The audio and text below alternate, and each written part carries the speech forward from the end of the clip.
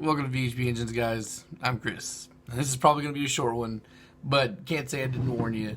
I've been talking about it forever. Everybody's been talking about it forever, and I've been saying there's not enough information there.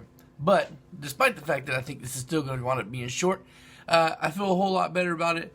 Like I mentioned on Facebook the other day, I'm kind of glad that I waited as long as I did to make this video, because at the time I was suffering from fatigue from talking about the same subject. And there was a lot of controversy when I was making the videos, a lot of people arguing back and forth, and just a lot of fucking bullshit. So, if I would have made this video then, I probably wouldn't have researched it as hardcore as I did the last 2 days, and I would have skimmed over the topic and been like, no, fuck this engine.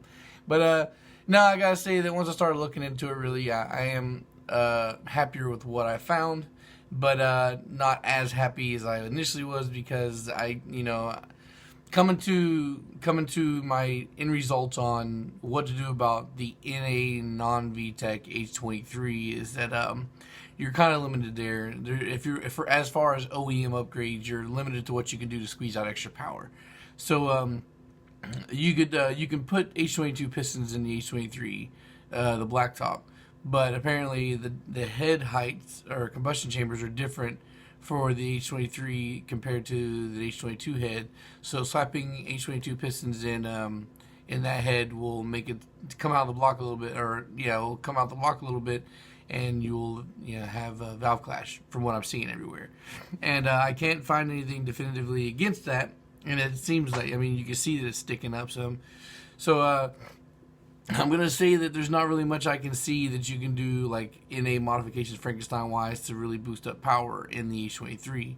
Although I would say that the H23 isn't really that low on power. It has a decent, power torque range for what it is. 160 horsepower, 156 torque. So with bolt-ons and stuff, if you want to do that, I think you could wind up with something around that area of power, 160, So that's not too bad, but it's not good enough to want to make me swap an H23 into anything else. But on the good note, what I did find that I like and surprised is for all you blue top ranchers that the VTEC route is definitely a good way to go, and it makes good power. So essentially what the H23 blue top is an H23 block that's been modified by Honda with the oil channels and galleries to run an H22 or to run a VTEC solenoid, and the VTEC head on it that's got that nice blue valve cover is actually just an H22A head. It's just an H22A head that they put on a modified H23 block, so that way it naturally activates the VTEC solenoid, and it comes out at the same power rating as the H22, but with a lower red line because of stroke differences or whatnot. So what makes that great about that is you don't have to worry about no kit to activate VTEC, so that saves you a little money. But I don't know the price range on what they sell H23 VTEC the blue tops for. So personally, but I'm sure it's pretty high. So personally, the way I feel about it is that I'd rather just get an H23 block myself and an H22 head myself and make it, and put a kit on it to actually make it work, as opposed to trying to buy a really expensive block. Okay, so anyway, so because you got that VTEC head on there, now you can start playing with Frankenstein and pistons around, and you can put H22 pistons in. So for the H23A, that blue top, oh yeah, and you can just always strip down that valve cover and paint it blue. Boom, you got yourself a blue top. Okay, so H22A4 pistons, which is regular like H22 pistons that you find running around anywhere in the United States, you're looking at 12 to 1 to 1 compression.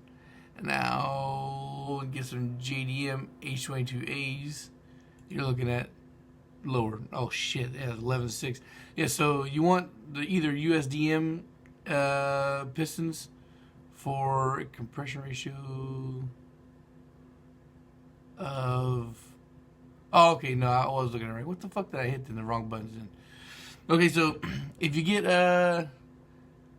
H23A4 pistons, the compression ratio is 10.9 to 1 or 10.95 to 1, which is only a little bit higher than Actually, no, it might be around the same compression as the stock H22. JDM H22 pistons are 11.6, and the Type S pistons are 12:1:1.